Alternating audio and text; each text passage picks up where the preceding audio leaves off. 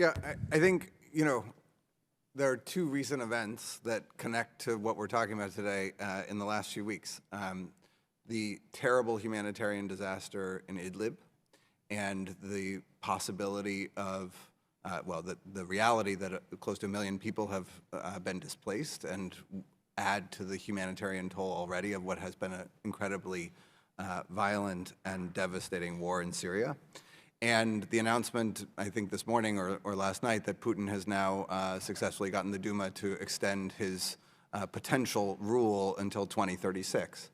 The first connects to why, Crimea matters to the broader picture, not only to us, but to our European allies, because the security of the Middle East is a crucial issue for them and one that their domestic publics are seized with. And the second, I think, connects to what we're talking about here today, because as much as we talk about Putin's desire to control Ukraine, Moldova, and Georgia through these conflicts and to use them as tails that wag the dog, in my time in government, I came to believe that actually his bigger interest wasn't necessarily controlling them per se, but actually preventing their positive examples.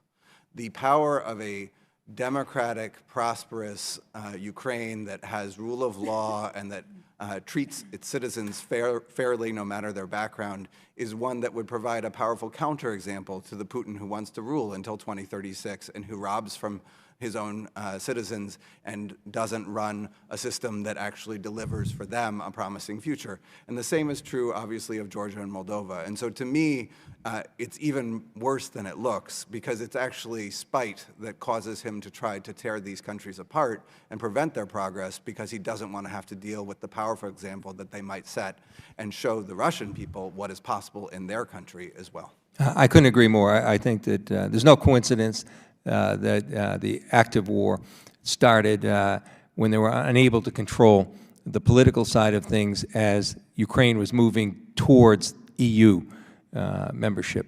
That is unquestionable, and that's what I think precipitated this as well.